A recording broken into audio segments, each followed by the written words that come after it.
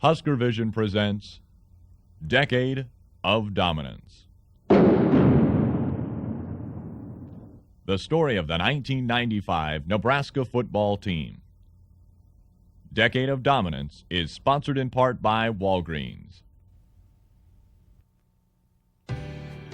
In the long and storied history of Nebraska football, 1995 was a season unlike any other, for it began as the new year was fulfilling the championship promise of the year gone by. On a perfect night in Miami's Orange Bowl, the Huskers, the players, the coaches, and fans capped a perfect season by beating the hometown Hurricanes to win the school's third national title. It was a victory that poured out pride and emotion from every Big Red heart in the heartland and throughout America.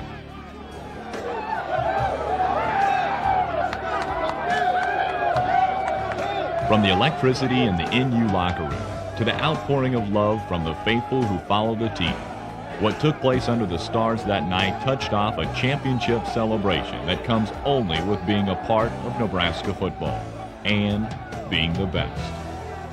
It's unbelievable. Greatest feeling I could ever dream of. Crowd, everything, you know. I love these guys. I sold my body for them. They sold it for me, and we came out winners. That's all. Did it for Coach Osborne, especially. I know you were real disappointed a month ago when you didn't get the hardship. This kind of makes up for it.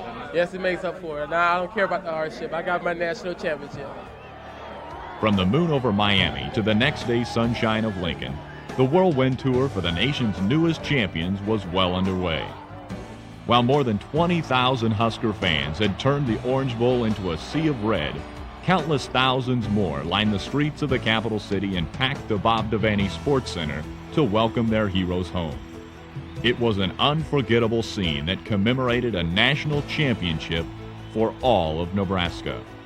I'd like to thank you very much. I know you've been here a long time, and it's certainly taken a lot of patience on your part. About 22 years of it, I guess.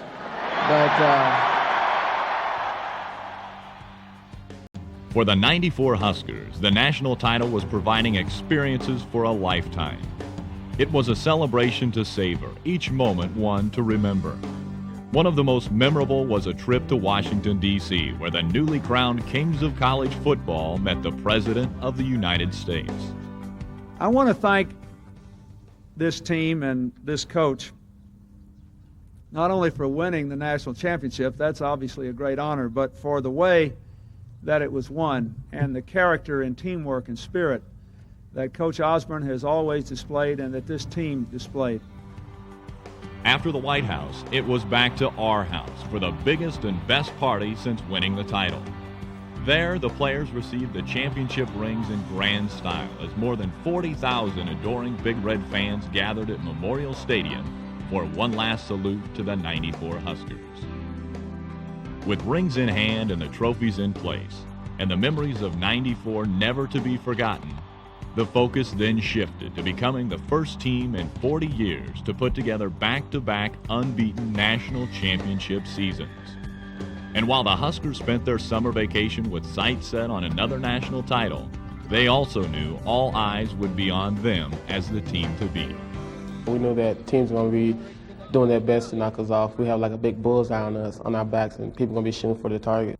I've never seen, so many guys as focused as they are to get back to that same position, being in a 1-2 spot where we can play for a national championship. But being the team to beat is nothing unusual for Nebraska football. In fact, it's business as usual, and just like they had done in '94, the Huskers finished business again. Nebraska was number one at the beginning of the year and is number one at its end. That's what makes the 1995 season so unique. It wasn't a season for the Huskers to become champions. They already were champions. '95 was a season to stay at the top, to defend their title, and to continue Nebraska football's decade of dominance.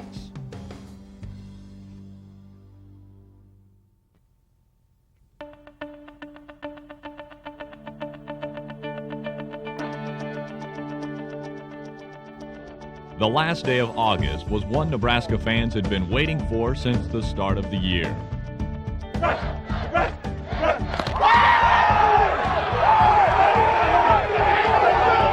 Stillwater, Oklahoma was the site as the Huskers kicked off the 1995 season against Oklahoma State on a Thursday night before a national television audience.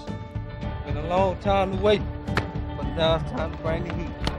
With just 8 returning starters from last year's national championship team, there were a lot of new faces on both sides of the ball. The offensive and defensive lines faced the biggest rebuilding challenges, where 7 of 9 players were starting their first game. But it didn't take long for the new starters to begin making a name for themselves. On Oklahoma State's second play, freshman linebacker Jay Foreman and junior safety Mike Minner provided the 1-2 punch to nail David Thompson on a 4-yard loss. Then on third down, Jared Tomich pushed the Cowboys back even further. Tony Jones drops to throw under heavy pressure. He's sacked. They got him for a big-time loss. Jared Tomich all over him. That first series I was pretty nervous. The butterflies were really going, to be thrown out there, in the thick of things. It was really exciting though, and then as the game progressed, I started settling down and everything started clicking really good and started having a lot of fun. Offensively, the Huskers' rebuilt line proved early on that they could indeed clear the way for NU's talented backfield. A vintage 12-play, 72-yard drive on Nebraska's first possession resulted in NU's first touchdown of the season. Lawrence Phillips did the honors from 3 yards out as the O-line opened up a huge hole. When we were going on that first drive and racking up the yards and blocking people and clearing holes for the backs, we were just having a great time out there, and we'd get back to the huddle with a lot of enthusiasm. We were just having a blast out there. The Blackshirts continued their domination, holding OSU to just 1 yard of offense in the first quarter. And then, early in the second period, junior college transfer Terrell Farley showed that he was indeed a prime-time player. It's intercepted by Nebraska. Terrell Farley's got the ball inside the 5. He's in there. Touchdown! Touchdown! Touchdown! I guess the quarterback didn't see me because it looked like he threw it dead into my arms, and just taking it to the end zone felt great, I felt like dancing, but I would have got the flag or something on me. Following Terrell's interception, it was the offense's turn for a big play. Phillips across the 30, 35, 40. He may go. He's inside the 45, the 30. He's going to go. Lawrence Phillips all the way home, 80 yards for the touchdown. Meanwhile, OSU quarterback Tony Jones was having one very long night. The defense continued its relentless pressure as Charlie McBride's gang rang up 3 first-half sacks. In the season's first 30 minutes of football, the second-ranked Huskers showed the nation that they were indeed an explosive group. NU went into the locker room at halftime with a 36-7 lead. As the second half began, Air Nebraska took off. Tommy Frazier went up top to Reggie Ball for a 76-yard strike. Reggie Ball's going to go all the way home. Touchdown, Reggie Ball.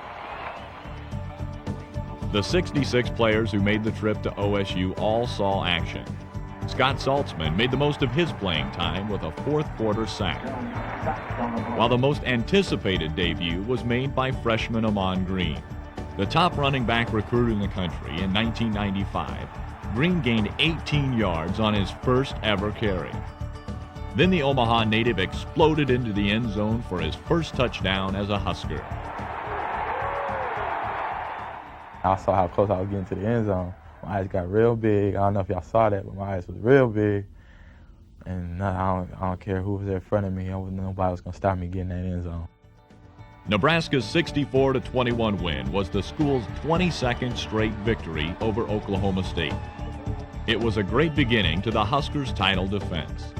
Questions were already being answered, especially in the offensive line. With 4 starters gone from a year ago, including 3 to the NFL, the Big Red got out of the gate in a big way with more than 500 yards rushing. I think we were able to erase some of the people's questions that they had about the offensive line. I know it's only one game that's under our belts yet, and we have a lot of games to go and a lot of things to prove, but I think that was certainly a starting point for us. Usually small-town kids don't come to play a big Division I school like this, so this is really like a dream come true for me, just to get out there and play for the Huskers, and it's just great. I was on the field for the first time playing college football with Nebraska. And it's been a childhood dream. I just couldn't believe it. I was out there.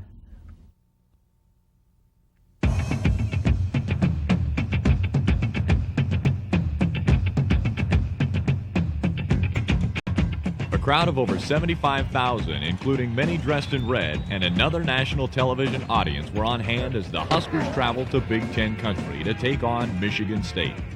It's going to be a good day today. Got good weather, good atmosphere.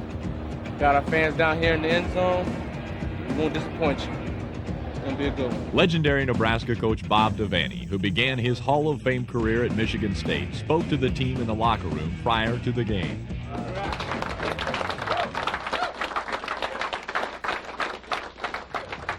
Devaney was the man who led Nebraska to national prominence in the 60s and early 70s. And against the Spartans, the 1995 Huskers played and won like the Devaney teams of old and like the Osborne teams of today by dominating in the trenches. On its first two possessions of the game, Nebraska jumped out to an early 10-0 lead. But Michigan State countered to make it 10-7 after one period. The second quarter began with concern as Tommy Frazier left the game with a severe leg bruise. But just as he had in 1994, Brooke Behringer stepped in and the Huskers didn't miss a beat. Behringer led NU to 10 more points in the second quarter to make it 20-7 at the half. The teams traded field goals to open the third quarter. Freshman Chris Brown nailed his third three-pointer of the day. And then it was time for the Huskers to dominate. First on offense, where Lawrence Phillips scored twice in the third quarter to put the game out of reach. Great move, 30, the 25, left sideline. He's going to go. Touchdown, touchdown, touchdown. While Phillips was putting the finishing touches on his 200-yard day, the Blackshirts were putting the Spartans away. With Michigan State reeling and trying to play catch-up, the Huskers' relentless defensive pressure then intensified on Spartan quarterback Tony Banks, who was hit and hurried and sacked numerous times under the big red waves that crashed through to him. Mike Minner led the way defensively with 6 solo tackles and his first interception. Having missed almost all of the '94 season with a knee injury, it was an especially satisfying game for the junior from Oklahoma. It's been real fun getting out there and hitting again and playing in a football game. My main goal is to get there and play in the national championship game. And, I'm just fortunate that I got players around me that have the same goal and the same hunger I got. In the fourth quarter, the Huskers again showed their depth at I-back. First freshman Amon Green sprinted down the sidelines from 57 yards out. James Sims then followed with an 80-yard run as Nebraska ran away with the win. Sims' run typified NU's dominance. The Huskers cruised to a 50-10 win over Michigan State by rushing for a whopping 552 yards. Meanwhile, the Spartans managed just 37 against the Nebraska Blackshirts. One of our main goals this year is to be the most dominant team in the nation, and then, it starts with the two lines, offense and defense, and knocking people around and knocking people down. When we go in and play a Big Ten school like Michigan State, we can look back and compare them to how they would rate up against a Colorado or Oklahoma or even Kansas or Kansas State, and I think it really goes to show how dominant the Big Eight really has become. It was one in the trenches. I mean, it was fun to go out there and play because Michigan State, they're known for being like us, big and physical, and it was just, who's got more guts and who's got the bigger heart, and it came out that we did.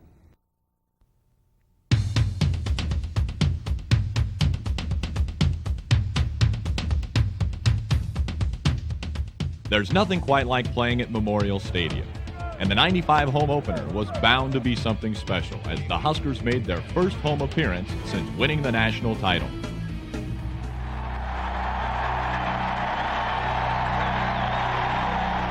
With the sea of red awaiting them each week, the Huskers' entrance has ranked among the best. But with the addition of the Husker Vision big screens, the Walk of Champions has become an experience unlike any other in college football. And this season, an animation commemorating the 1994 National Championship electrified the crowd even more.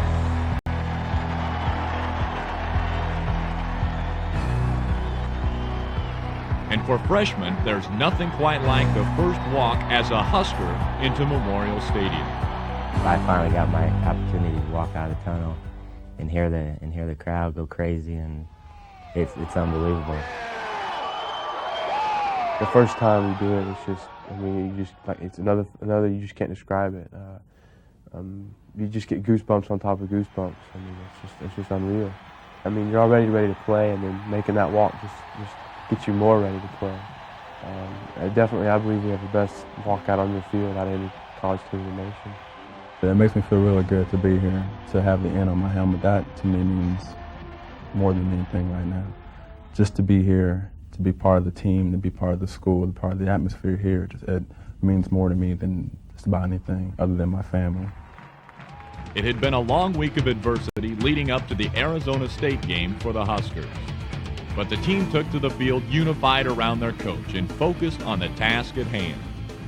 There was a lot of emotion in the locker room before that game, and I think back at Christian talking about how Coach Osborne is more or less a father figure to every single one of us on the team, and we really want to go out there and show him that we really appreciate everything that he's done for the program and especially for us.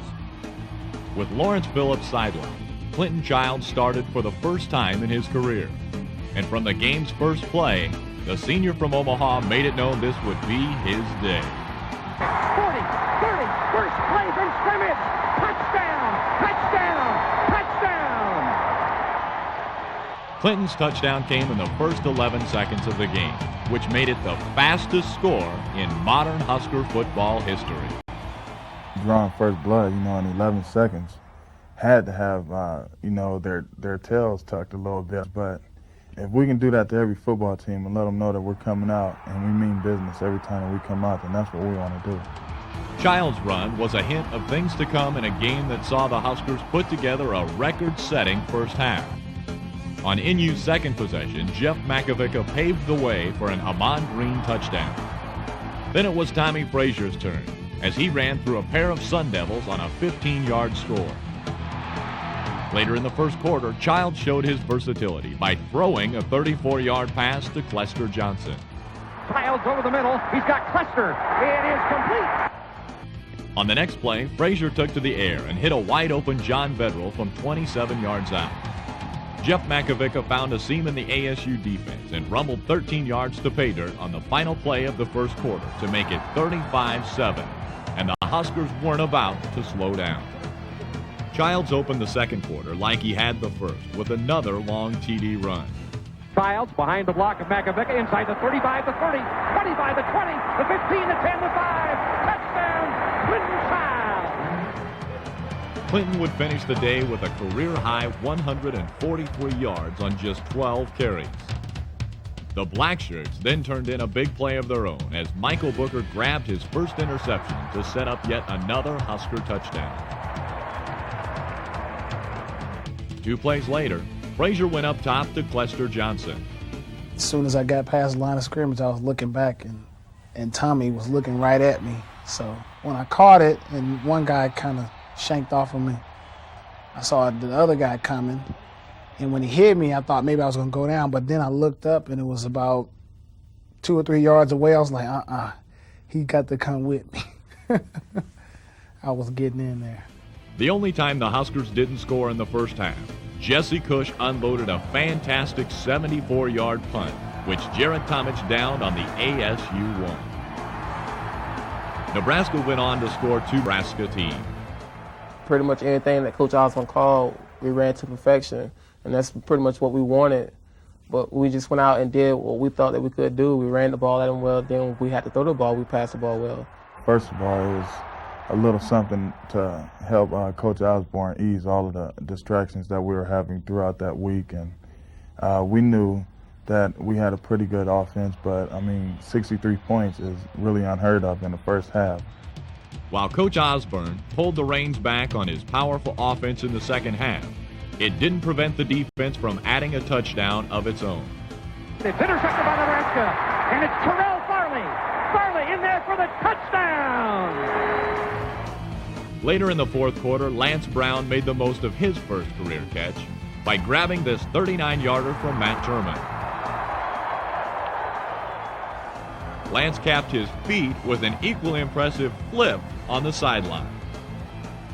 The Huskers' performance was mind-boggling as they beat a tough Pac-10 team 77-28. But was this the Nebraska offense at its very best, or merely the tip of the iceberg? I think it's more of a tip to showing people that this is a powerful offense. If we go out and just stay focused and do the things that we know how to do, I think it's going to be hard for any team to stop us from scoring.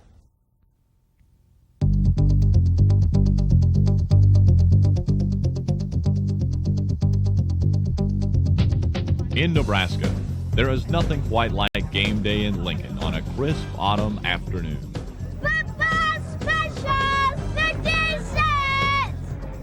It's a time when Memorial Stadium comes to life with thousands of Big Red fans who have traveled from all parts of the country to be a part of Nebraska football. But for opponents like Pacific, a trip to Lincoln can often be a long day on the gridiron. Damon Benning, who had been hampered by a bad hamstring in the first 3 games of the season, was starting at I-back in place of Clinton Childs, who was nursing a sore knee. The first 5 times that Damon carried the ball, he gained 98 yards and scored 3 touchdowns. Snap to Frazier, option left, tosses out to Benning, swings it out wide inside the 15, the 10, the 5, touchdown again. Damon Benning. I think I showed other people and I proved to myself that I was able to deal with adversity and still prepare well and come out and play well. Benning's 3 touchdowns all came in the game's first 15 minutes. In fact, the Husker offense rushed for 230 yards in the first quarter alone. Our lines really come together, and it was nice to get some of them first games so that everybody could gel and everybody get some more confidence. And I think that we can be as good as we've ever had if everybody keeps putting everything together and we keep improving week by week. It's hard to believe that a team playing this well would see a need to improve. But it's that attitude of striving to make the best even better, which has made Nebraska the premier program in college football.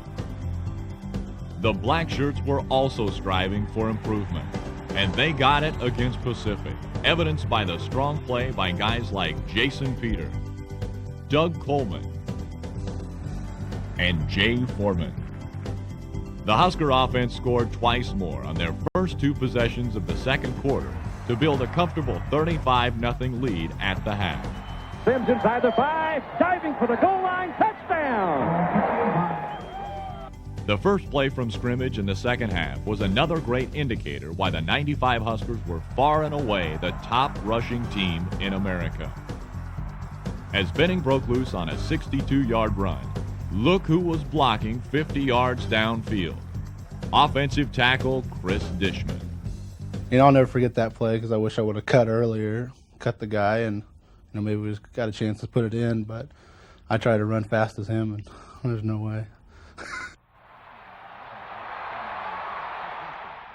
Those guys, they block downfield all day. I mean, they want to score, every couple of times the back touches the ball, and that's how they get after it. And that's a compliment to them and Coach Tenneper. Well, you look at every play that you want to break a touchdown. We've just been fortunate the last 4 games that we broke a lot of them, Every play we go out there and try to execute as perfect as we can.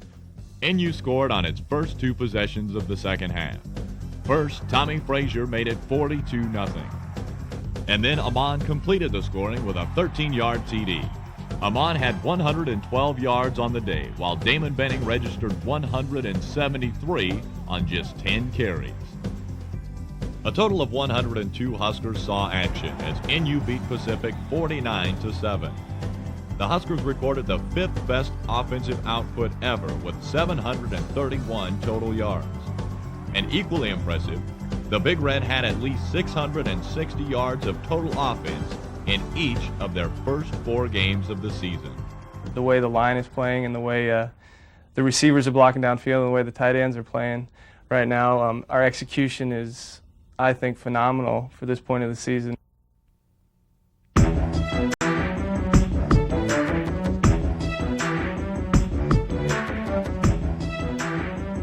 Washington State came to Lincoln on the last day of September with high hopes of upsetting number 2 Nebraska. The Cougars had lots of confidence after beating nationally ranked UCLA the previous weekend. One of their defensive ends, Dwayne Sanders, he said he predicted a victory. And it's the first time since I've been here that a team came in, predicting a victory, in our stadium. I respect what he says, and it gave me a little motivation. I think it gave our whole team a little motivation. The Huskers drove 76 yards on their opening possession of the game, and Tommy Frazier set the tone with this block on a Clester Johnson reverse. We expect that. We expect 11 players every time. We expect Tommy to do that. NU's first drive, however, was halted because of a fumble. And 2 plays later, the Cougars shocked the 76,000 Husker faithful in Memorial Stadium when Frank Madu broke free on an 87-yard touchdown run. Washington State led 7-0.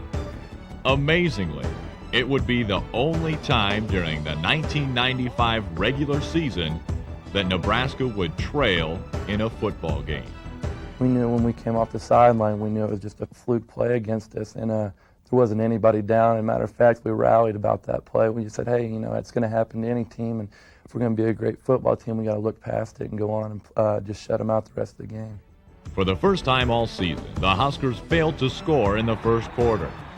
But the Blackshirts were not giving up any ground either. The reverse play, left side, fake the double reverse in the reverse. He's tackled for a big loss.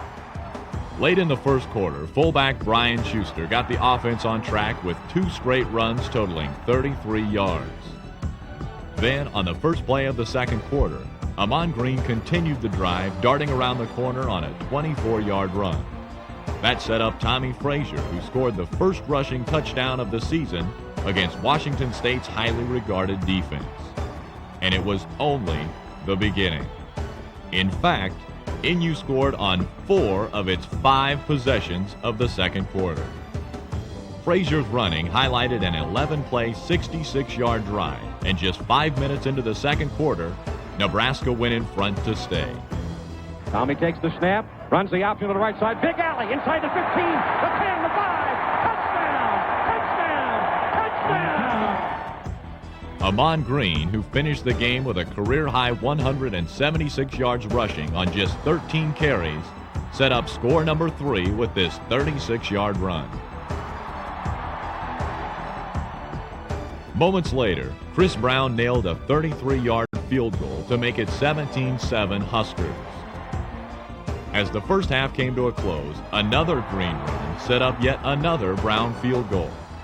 He's to the 45, bounces off a tackler, 40, 35, stiff arm, 30, 25, 20, touchback inside the 10, Amon Green. The Huskers led at half 20-7. Amon Green scored the only touchdown of the third quarter on this 3-yard run.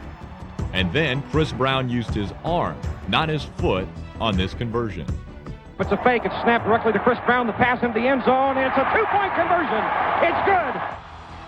The game appeared to be well in hand entering the fourth quarter, with the Huskers ahead 28-7. Washington State, however, added a pair of touchdowns in the final period to make things interesting. But the Huskers put the game away midway through the fourth quarter when Frazier connected with Mark Gilman for a 35-yard touchdown.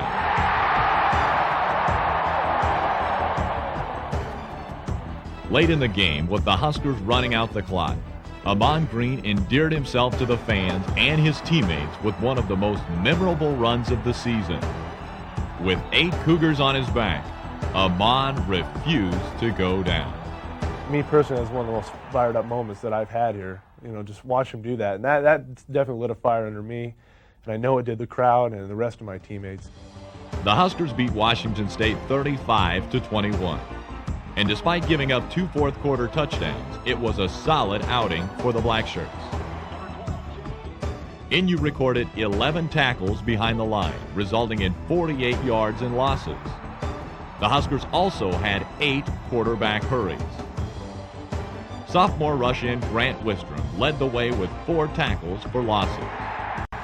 Washington State stepped up to the mic and they kind of, said that, hey, we're going to play with you and we're going to beat you. And, we accepted that as a challenge personally. And as a defense, they made a few comments that they were going to move the ball and score on us. So we took that as a challenge too. Senior linebacker Doug Coleman started in place of Phil Ellis, who broke his foot in practice. And Coleman responded with a team-high 6 tackles. We needed a game like this where we would play a team that was tough for 4 quarters. The games before this, we really weren't challenged all that much, and I think defensively we really needed somebody to push us for 4 quarters.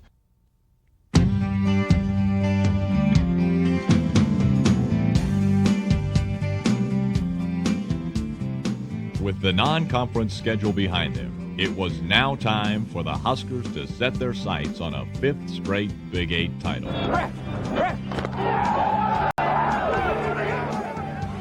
Missouri had the unenviable task of taking on a Nebraska team whose black shirts were not in a giving mood. After yielding 21 points to Washington State, the NU defense wanted to make a statement in the Missouri game. They were overdue for one, and I think they really wanted to go out and prove to the nation that they could be a great defense if they really buckled down and put their heads together. The thing that I remember the most is that we as a defensive unit came together and we put everything together and pretty much shut them down the whole day, played all 4 quarters, and even though we had some of the younger units in there, we still didn't give up too many yards and we didn't give up any points, and it was our first shutout of the year, and it was our first big stride towards where we want to be. The NU defense dominated Missouri, holding the Tigers to just 120 yards of total offense. Mizzou entered Nebraska territory only twice the entire game, and both possessions ended with Husker interceptions. Midway through the first quarter, the Blackshirts gave the Huskers great field position at the Tiger 31-yard line. From there, it took Tommy Frazier and company just 2 plays to score. Tommy on the keep, inside the 25, inside the 20, great move, another one, inside the 15, the 10, the 5, touchdown, Tommy Frazier! With Nebraska leading 7-0 in the second quarter, the defense continued to come up with big plays. Senior co-captain Tony Veland picked off his first pass of the season. I saw the ball go in the air, so I ran a little faster and it just happened to get in my hands, and then I saw this open field. It's something I haven't saw in a long time, so I just ran and did what I could with the ball. And on the 43-yard return, Tony kind of looked like the quarterback he used to be. Well, that Tony Veland, he's gone. Later in the second quarter, Jared Tomich set the Huskers up in great shape with a fumble recovery at the Mizzou 27-yard line. 4 straight carries by Amon Green put the ball at the 1-yard line. Tommy Frazier then snuck it in to make the score 14-0. The Huskers took just 5 plays to cover 64 yards on their next possession.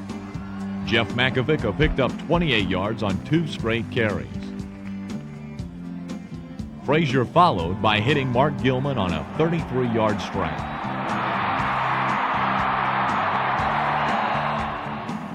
Tommy then kept it on the option from a yard out to make it 21-0. On the final play of the first half, the Huskers proved that it's better to be lucky and good. Throws it down the middle, and it is a touchdown! Deflected off to John Bedwell into the hands of Brendan Holbein. A touchdown! In the second half, the defense continued to frustrate the Tigers. Terrell Farley took the ball right off the foot of the Missouri punter for a safety, and the Huskers led 30-0. Following the free kick, it took the Huskers just 5 plays to get their 5th touchdown of the afternoon. Frazier and Gilman connected again for another big game. And then Amon Green capped his first career start by blasting in from 9 yards out to make it 36-0. NU covered 58 yards on its next drive, mostly through the air. First, John Vedral hauled in a perfect Frazier pass for 36 yards. Then Tommy eluded a heavy rush and spotted Sheldon Jackson in the back of the end zone for the first TD catch of his career. All told, Frazier was in on a career-best 5 touchdowns on the day, and in the process broke the Nebraska school record for total offense TDs with 64. It gives me a lot of pride to know that I was able to come out Saturday to go out and break a couple of records that one of the great quarterbacks used to have here. But that's just something I really never thought about. I had no idea going to the game that I was only 5 touchdowns away. This was a game for everyone to get involved in the Big Red's high-scoring act. Matt Turman's 1-yard run late in the third quarter made it 50-0. Meanwhile, the defensive reserves were not about to give up the shutout. That was evident when Luther Harden opened the fourth quarter with one of the biggest hits of the day. Oh my, I'm still on cloud 9 for me. I can't even explain how it feels. I know I broke my remote control at home, rewinding and fast forwarding, trying to see the same play and hit, over and over again, because I'm like, that's me, and I actually did it. And now I'm looking forward to doing it again to somebody else. Missouri quarterback Brandon Corso was sacked a total of 4 times in the fourth quarter. Corso drops, fakes the give to the tailback, wants to throw, and he's knocked down for another sack, and this time it's Tad Kelsey. Drops to throw, a 3-step drop, pressure on, they got him again for a tackle for a loss. The 57-0 shutout was a satisfying win for the entire team, and it also proved to be a good tune-up for the Huskers, who were facing a stretch in which 3 of their next 4 games would be against teams ranked in the nation's top 10. I think the next couple of weeks is time for us to go out and show people that we're still the best team in the country. And we're going to go out there and try to show everyone that they don't want to be playing us on January 2nd.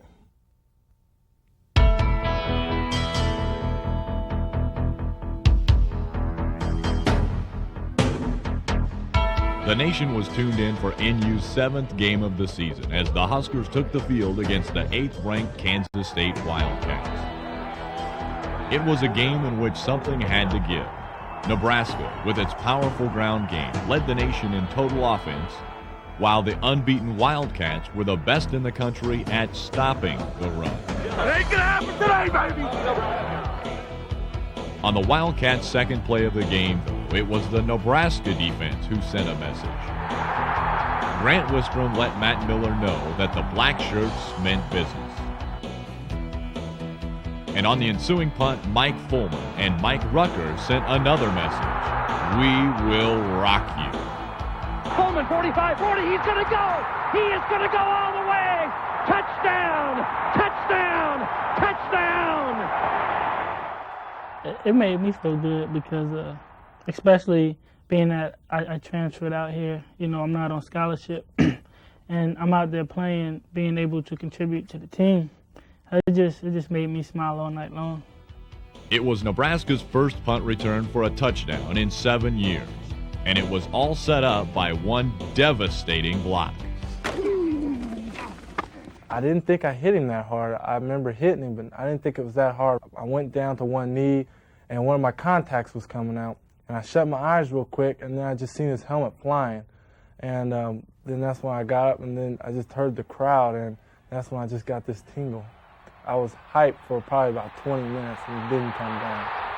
Kansas State did strike back with a touchdown pass from Matt Miller to Kevin Lockett to pull within 1 at 7-6. But then it was time for the Huskers to show the nation that the defending national champs were again the team to beat in 1995. Lester Johnson took his game to new heights on this impressive 12-yard grab. Behind the punishing block of fullback Jeff Makovica, Amon Green gained 33 of his game-high 109 yards to set up the Huskers' second score. A score that came when the Huskers got a break. John Vedral alertly fell on a loose ball for a touchdown, giving the Big Red a 14-6 lead.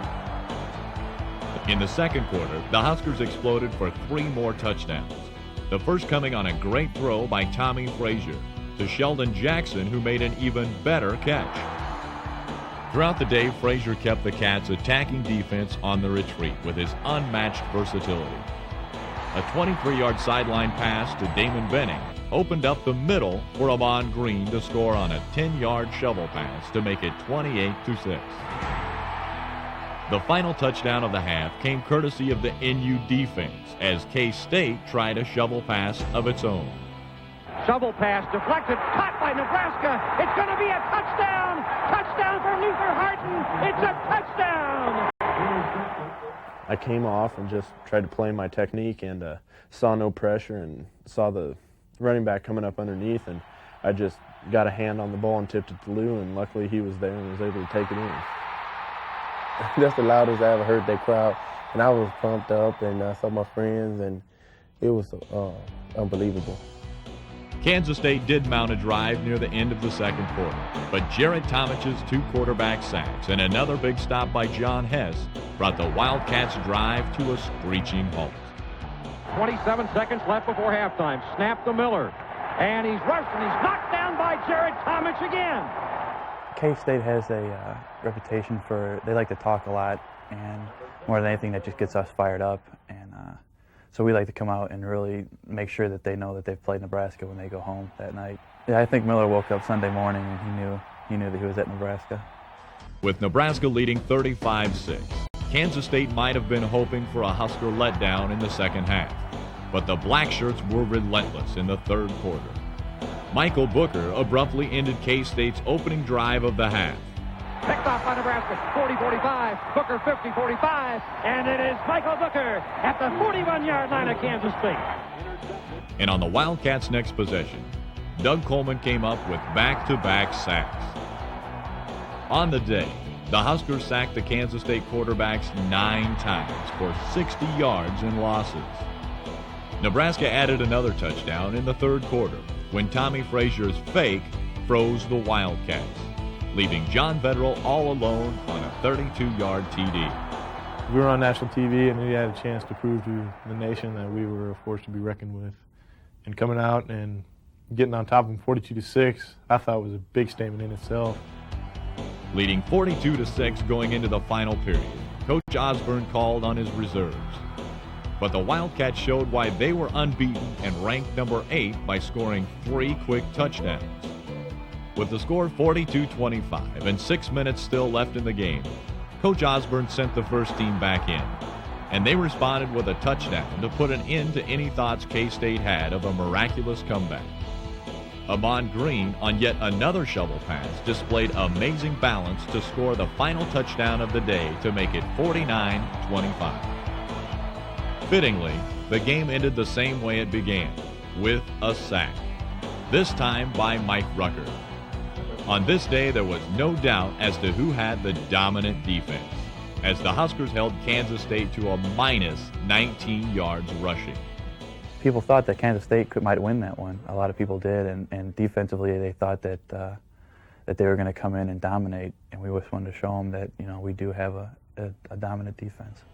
And after throwing 4 touchdown passes against Kansas State, Tommy Frazier had established himself as one of the favorites to win the Heisman Trophy. I don't see why not. Why not give him the Heisman Trophy? Because he deserves it. He's done it year in and year out, and they need to stop looking at so many stats because he might not have all the stats, but we're winning.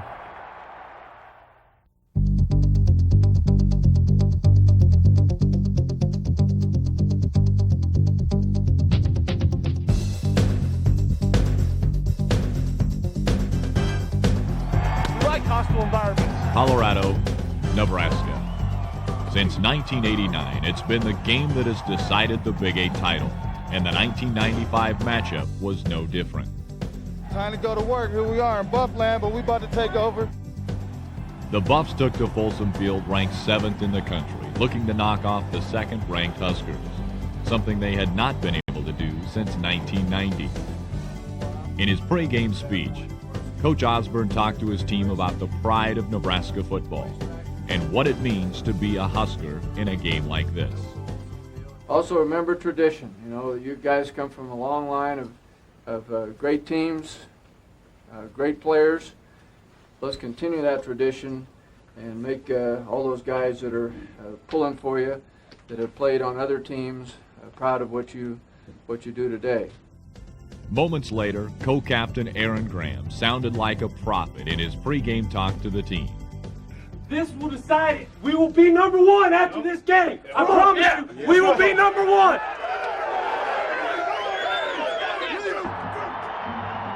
Meanwhile, Colorado's rookie head coach Rick Neuheisel had some psychological tactics of his own as he brought his buffs into the stadium through the CU student section right before kickoff. We knew they were going to gun for us. We knew they were going to come for us with everything they got, all their emotion and stuff like that. And we weren't about to let us, be known as the team that lost to them in the last couple of years. So we put in that extra effort as well. It didn't take long, though, for the Huskers to send Colorado fans on a Rocky Mountain low. After stopping CU on its initial possession, Nebraska needed just one play to score. 45, 40, 35, 30. He goes to the 20 to 15. He's going to go for the touchdown. Touchdown! Touchdown! Less than 2 minutes into the game, Nebraska led 7-0, but Colorado would strike back. Midway through the first quarter, John Hessler lofted a perfect pass to Phil Savoy to tie it up. But on CU's next possession, the Blackshirts came through. Over the middle, intercepted by Nebraska. 45, it's Farley. 40, 35, left sideline 30, 25, 20, 15, and out of bounds goes Terrell Farley at the 13-yard line. Following the interception, Green picked up 9 yards off a Frazier shovel pass. Then Tommy kept it himself and rolled to the 1. The next play, Amon took a pair of buffs with him as he bowled his way into the end zone to put NU back up by a touchdown. A minute and 5 seconds later, the Huskers struck again. First, the Blackshirts forced Colorado 3 and out, providing excellent field position. The offense then struck quickly with another one-play drive. Tommy throws the ball down the right side. Clester Johnson. It's complete inside the 25, the 20, the 15, the 10, the 5. It's a touchdown! Touchdown! Touchdown, Clester Johnson! In the second quarter, Colorado mounted a 15-play drive that ended with a fumble caused by Ryan Terwilliger. But the ball took a buff bounce into the arms of Heath Irwin, who recovered for the touchdown to make it 21-14. NU answered back on its next possession with a 72-yard scoring march. First, it was Frazier to Mark Gilman for 26 yards. Then Tommy came up with one of the most spectacular plays of his spectacular career. Tommy under center on first down, fakes the stretch play, sets up to throw. He is going to throw the ball complete to Amon Green inside the 30, 25, got a block. 25, 15, inside the 10-yard line, Amon Green. The drive ended with a 25-yard field goal by Chris Brown to boost the Husker lead to 10. After a CU punt, Frazier led the Huskers on a classic march down the field in the final moments of the second quarter. In all, Tommy completed 4 of 6 passes on the drive and also picked up 11 key yards on a quarterback draw. Then with 10 seconds left in the half, he fired into the end zone and found John Bedwell, who made a great catch for the touchdown. NU led by 17 at the half, 31-14. Colorado did score on its first possession of the second half to pull within 10 of the Huskers, but again Nebraska responded. This time with a time-consuming 69-yard drive, and again Chris Brown applied the finishing touches with a perfect field goal. The Husker defense then set up yet another score for the offense. Grant Wistrom hit Hessler as he released the ball, which floated into the hands of Doug Coleman, who was there for the interception. That turnover led to Brown's third field goal, this one from 37 yards out. Going into an environment like that with such a hostile crowd and going in and kicking some pretty pressure-packed kicks definitely helped me, helped my confidence a whole lot. I feel like I could go back 55, 60 yards and split the uprights even then, too. Trailing 37-21, Colorado would get the ball just twice more in the game. And each time the Blackshirts came up with the big plays to stop the Bucks. The offense, meanwhile, put the final touches on a most impressive victory with a 12-play, 74-yard drive midway through the final quarter that saw Tommy Frazier at his best. After leading the Huskers down the field, Tommy took it in himself to make the final score Nebraska 44, Colorado 21. Last year I missed that game, the one I really wanted to play in. But being able to go out this year and perform the way I did against a top 10 team, on national TV. It was just something that I always dreamed of. The following day, both the AP and coaches polls rewarded the Huskers for their impressive win at Colorado by voting Nebraska the #1 football team in the nation. I guess the game against Colorado really showed people, the voters, that Nebraska was the best team, because we went 2 weeks in a row playing top 10 opponents and beat them soundly. And if that didn't impress anyone, then I guess it never would.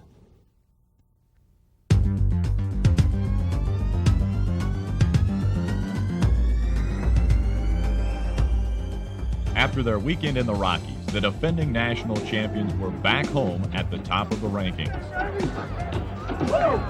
And unfortunately for Iowa State, back home in Lincoln, where another sellout crowd was on hand to see a Nebraska team that was beginning to make its case as the best in Husker history. By the time the Big Red was done blowing away the Cyclones, it would be hard to argue that there was one better. The points were driven home early and often as Nebraska built a 14-0 lead before Iowa State even touched the ball. First, it was Tommy Frazier scoring on the game's opening drive to give NU the lead. Then the Big Red got a big break that all but broke the Cyclones. On the ensuing kickoff, Chris Brown's unintentional onside kick was recovered by John Bedrell, putting NU in business, and Iowa State in trouble. The drive that followed marked the return of Lawrence Phillips to the Husker lineup, but it was Amon Green who capped the 11-play march by taking a shovel pass from Frazier into the end zone for the touchdown. One of the most dominant performances in school history was well underway. We came down and just blasted them, blasted them real good, and then even their coach was amazed. He couldn't say anything. The team was so sound, I think, offensively and defensively, and I think we all put it together that day. When Iowa State finally took possession midway through the first quarter, all eyes were fixed on Cyclone tailback Troy Davis. Among those who had sights set on the nation's leading rusher were the Blackshirts, who zeroed in the entire day and made it a long one for ISU's Heisman candidate. Yeah, we took a special challenge because of he came in here and he said, he was going to win the Heisman on us and make us forget about Tommy. So we thought that we show him, we got a good defense and he wasn't going to run all over us. While the Blackshirts were holding Davis well below his average, his Husker counterpart was stealing the show. Green would score twice more in the first half, first on a hard-fought 17-yard run, then on a 26-yard trip through the Cyclone defense that made it 28-7. By the end of the day, Green had tied his career high with 176 yards rushing on just 12 carries to go with his 4 touchdowns. All while running behind an offensive line that cranked out 624 yards on the ground, the second best mark all time at NU. It was real important for us to go out and have a good offensive day and keep the ball away from their offense since they run so much. So, the offensive line done a great job, and we just keep on to get better and better. There was no letdown and there was no letting up on the Cyclones, either be it on offense or defense, where the Blackshirts continued to contain the Clones. Meanwhile, Tommy Frazier and company kept right on rolling. It was late in the second quarter when Frazier strengthened his own Heisman candidacy with a perfect pass to Reggie Ball that made it 35-7. Goes long, he's got Reggie in the end zone. Touchdown! Touchdown! Touchdown! The second half began much like the first. A special teams recovery set the Huskers up in ISU territory. While the Big Red did give up a little ground when Jeff Makovica's run around left end, make that right end, no left end, ended in retreat. But Nebraska more than rebounded when Frazier and Green hooked up on another shovel pass that picked up 16 yards to the 1. Frazier hopped in the rest of the way, and Nebraska led 45-7. After another thunderous stand by the Blackshirts, the Husker offense struck like lightning. Come on to the 40, to the 45, to the 50, left sideline, 45. He may go 30, 25, 20. He's going to go for the touchdown, touchdown, touchdown. Later in the third, Lawrence Phillips ran it in from 13 yards out for a touchdown that produced the 10,000th point of the Tom Osborne era at NU. Clinton Childs followed that up with a 13-yard run of his own that gave the Big Red a big 66-7 lead. For Nebraska, it was a day that saw everyone get in on the act. Everyone, that is, except Husker punter Jesse Cush, who saw his only action of the day in pregame warm-ups. Well, I guess that's good if games haven't been decided by the punting yet. But if there comes a time when we need some big punts, I hope I'm ready. At the end of the day, number 1 Nebraska had secured the school's 27th consecutive 9-win season with a dominating 73-14 win. But even at 9-0, the Huskers still had plenty of business to take care of. With 2 games left, they were still 2 wins away from what they wanted most: another shot at the national championship. We have progressed, game by game. I think we're doing a great job by gelling together, but I say we should really hit our peak around, these next few games, because this is going to tell the tale.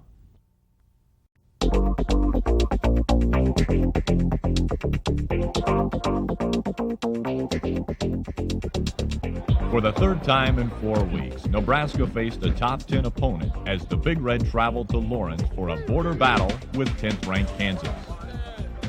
A capacity crowd of over 50,000 was on hand, but when the Huskers took the field in enemy territory, they saw an amazing sight. Half the crowd was wearing red. They don't got no home field advantage. Look at all the red in the stands today now. Down in Kansas, it was like it was our field, because it seemed like when we looked up in the stands, we had more fans than they did. So, all of our fans going down, we kind of claimed the field as our own. Nobody beats us in our house, baby. You see it right? Look at it all, baby. Look at it. This is our house.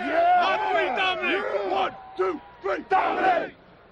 We're a away game, and I think we had more Nebraska fans than they had Kansas fans. It was just incredible. You look up in the stands and you see red, and it really gets us excited. And the Huskers gave the fans who traveled to Lawrence plenty to cheer about. 6 minutes into the game, the NU special teams seized the early momentum on Jesse Cush's booming punt. Isaac Bird backs up, takes it to the 15, fumbles the football. Nebraska's on top of the ball, squirts loose into the end zone. Nebraska covers the football. On top of the football for a touchdown. If you win the special teams, as Coach always says, it's 10, 14 points extra a game, and I think the Kansas game was a big factor, and the special teams was a big factor in us winning. The Husker defense, as usual, was also a big factor. The Jayhawks came into the game with one of the nation's top ground attacks, but managed a mere 72 yards rushing against the Blackshirts. On KU's third possession of the game, Jared Tomich stripped the ball from June Henley, and Tony Veland recovered at the 20-yard line. It would take the Huskers just 3 plays to score on a drive in which Tommy Frazier again showed why he was the front runner in the race for the Heisman. Option right, Tommy on the keep. He cuts back inside the 25, inside the 20. Great move, another one. Inside the 15, the 10. Frazier inside the 5 to the 1-yard line. Tommy followed his fellow seniors Steve Ott and Aaron Graham into the end zone on the next play as NU moved in front 14-0. Kansas got on the board early in the second quarter with a field goal, and then later in the period, the Jayhawks were again on the move. But Tyrone Williams snagged an interception which halted the drive. I haven't had many opportunities to get interceptions, but I finally got me one. Secondary, we stepped up to every challenge. Florida State, Miami, we've always faced those challenges and done well. So I expect our secondary to continue doing that in the future. The half ended with Nebraska in front 14-3, but the Huskers weren't totally satisfied with their play. We played good the first half, but not what we wanted to, and we all, thought to ourselves, we got to pull together and, let's take control of this game, and, that's what happened when we came out in the second half. Nebraska's second half dominance began with the third quarter kickoff as Damon Benning returned the ball 42 yards to give the team excellent field position. From there, NU ground out an 8-play, 58-yard drive highlighted by Amon Green's 15-yard run. and a pair of nifty catches by Clester Johnson that totaled 30 yards. The Huskers' march to the end zone ended with Vershawn Jackson scoring his first career touchdown. The Husker defense, meanwhile, was really rocking in the second half. Senior co-captain Phil Ellis, who missed 4 games due to a broken foot, was back at full speed and showed that he was still one of the league's top backers as he picked off his first career interception. Getting that interception, it was real exciting for me. It's my first one, and I never thought I'd be getting one. All the linebackers were getting them this year, except me, and I think I am back. Ellis's interception triggered yet another touchdown drive. Tommy Frazier, who rushed for 99 yards in the game, decided against the pass and headed upfield for a 28-yard pickup. With his offensive line paving the way, Lawrence Phillips took it the rest of the way with consecutive carries that resulted in the Huskers' 4th touchdown of the game. Just a minute into the 4th quarter, Nebraska struck for touchdown number 5. Lawrence Phillips was regaining his familiar form, while Tommy Frazier continued his assault on the NU record books as he became the Huskers' all-time leader in total offense, breaking the 24-year-old record set by Jerry Taggy. The final exclamation point of the game was provided by what was becoming the Huskers' high-scoring defense. Picked off by Nebraska to return 20, 25, 30. Left sideline, Mike Pullman, 50, the 40, the 30. Mike Pullman may go all the way to the 20, the 15. He's going to go. Mike Pullman, touchdown. 41-3. Nebraska had dominated 10th-ranked Kansas. The Huskers' stretch against top 10 teams was over, and on all 3 occasions, top-ranked Nebraska won by at least 3 touchdowns. When you play the number 10 team in the country and they don't get in the end zone, that's a good accomplishment. The Kansas game showed why Nebraska was the number 1 team in the country, and it also showed why the Huskers have the number 1 fans in the nation as well. I always knew that the fans were really important, but I never knew how dedicated they were, and I really found out this last game against Kansas. I mean, whenever you go to somebody else's home and you see more of your fans there than their fans, that tells you something. Of course, when it comes to Big Red football, Husker fans can't ever get too much of a good thing. We went to Oklahoma State, I went to Colorado, and you feel like you're at home when you travel away because of all the red that's there. It's great. The fans follow them everywhere. No matter where they go, they'll be there, and we'll win. I think we're kind of outnumbering the Kansas fans myself, and I think that Nebraska has a great following. Whether on the road or at home, Nebraska enjoys a loyal following second to none.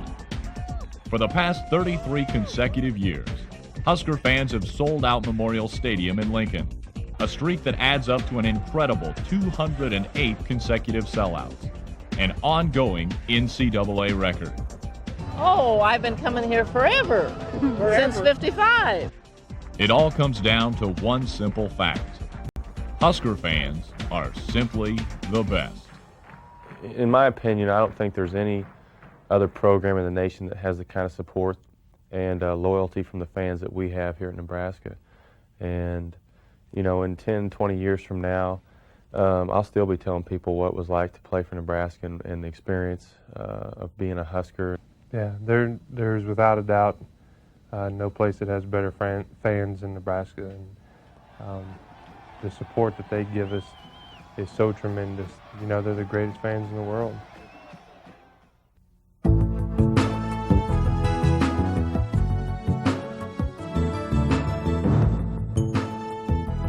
With the new Big 12 Conference waiting on the horizon, the end of the 1995 regular season also marked the end of an era, as Nebraska and Oklahoma met for the final time in Big 8 play.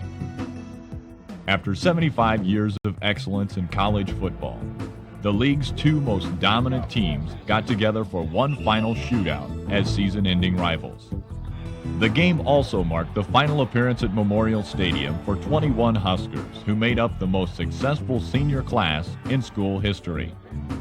Introduced one by one, they took to the field with their 5th straight conference crown already in place, and their goal of a second national title clearly in reach. As had been the case so often throughout history, Oklahoma would be the Big Red's final battle. the Huskers went about gaining the upper hand in workmanlike fashion on the game's opening drive. NU's rushing combination of Amon Green and Lawrence Phillips set up the game's first score.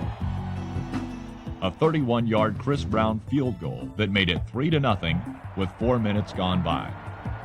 It would be all the points Nebraska would need. This was a day that belonged to the defense that began its all-out attack on the Sooners' first play from scrimmage. Reverse to the left side, and they've got it covered. A loss back to the 15-yard line. Grant Wistrom all over P.J. Mills.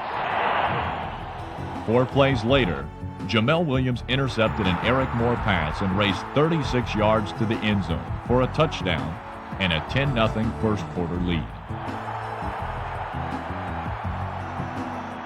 Throughout the day, it was the spirited play of the Blackshirts that dominated in the style indicative of a number 1 team. Punishing tackles by Jared Tomich and company sent a message that after 10 games, this was the kind of defense that wins championships. Yeah, it was a good game to play, against Oklahoma. It's always a big rivalry here in Nebraska, and playing at home in front of the crowd for the last time during the year. It was really fun to come out and play as well as we did. Meanwhile, the Sooner defense was unable to keep the Huskers from scoring again before halftime. With under a minute left, Frazier marched his team on a quick drive through OU territory. An old-fashioned Lawrence Phillips gallop for 26 yards got the Huskers close enough for Chris Brown, who gave NU a 13-0 halftime lead. That lead extended to 20 in quarter number 3, when the high-scoring Husker defense, that's right, the defense, put it in the end zone again. Here comes Tony Veland, the 40, the 35. Tony Veland's going to go all the way. Touchdown! Touchdown! Touchdown! Thomas got good penetration. He punched the ball out. The ball bounced right to me. Saw nothing but field. I was just thinking not to get caught. Just make sure I didn't get caught and get to the end zone. Oklahoma's offense was simply no match for the Husker D. Not on the scoreboard, and certainly not at the line of scrimmage, where OU managed just 51 yards rushing on the day. Meanwhile, the NU offense was beginning to flex its muscle. And after Brown hit his 3rd field goal, Frazier connected with John Bedwell on a 38-yard scoring strike in the 4th quarter that made it 30-0. The finishing touches on the game and the regular season were provided in the final minute by Joel Makovicka, whose never-say-die 17-yard touchdown run exemplified the heart of the 95 Huskers. After it was over, everybody was saying it was a great run and things like that. And after the fact, seeing it on ESPN and things like that just made it kind of exciting. Moments later, it was over. Nebraska 37, Oklahoma nothing. They had done it. The final challenge of the 95 regular season had been conquered with a shutout. As the Huskers headed to the locker room, they did so knowing that they were headed to Tempe. We got to be at the top of our game when we hit that game. Let's make sure we win it, go out 12-0, something hardly anybody's done in the history of football, winning that many games in that length of time. So congratulations, and you've done a great job. How about 5 straight Big 8, baby?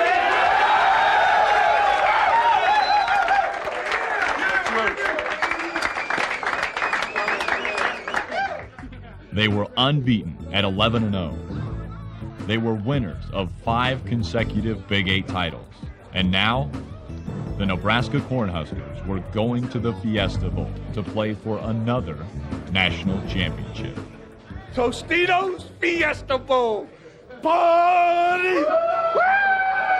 Woo! Yeah, baby! Back to back! A job well done. It was business as usual. The 1995 season of Nebraska football was now in the books. 11 chapters, each one a little different. The ending the same. All authored by the man who for the past 23 years has rewritten the standards of excellence for his profession. Standards of consistency, of character, and of winning that have made Tom Osborne one of the most respected leaders in college football. The win over Oklahoma was his 230th career victory as the Huskers head coach, giving him an incredible average of 10 wins per season, an accomplishment unparalleled in the history of the game. I've said many times I've never won a game. You know, you can't win a game standing over on the sideline, and we've got an excellent organization here. Have great support from the people in the state. I've always had a great staff. And then we've always had great work ethic among the players.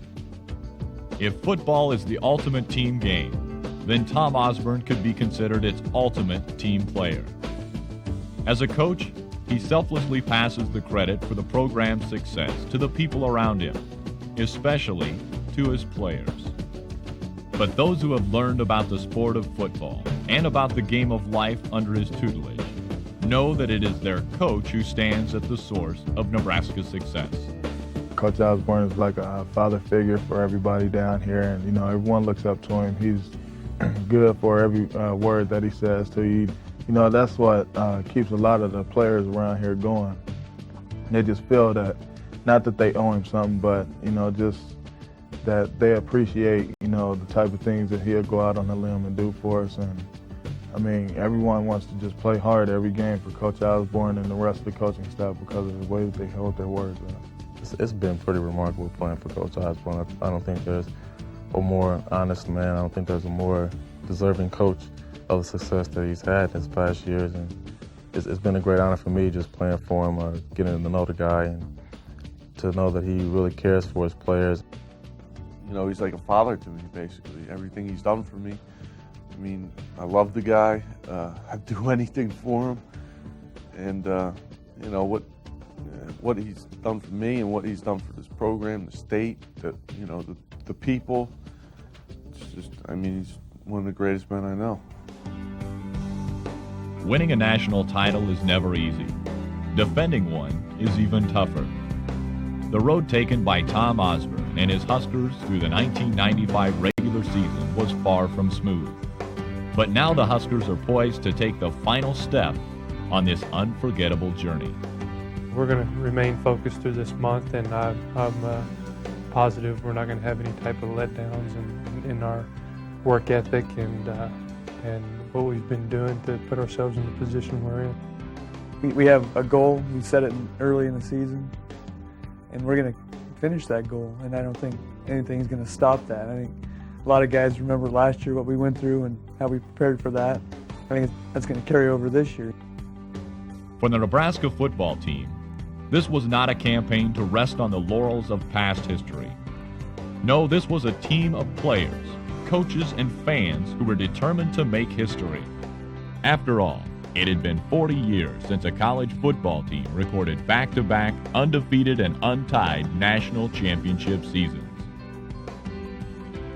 As the sun set on 1995, the Huskers found themselves right back where they started the new year, right back where they belonged. With the national title a win away, Nebraska was unbeaten, ranked number 1, and adding to the legacy of its decade of dominance.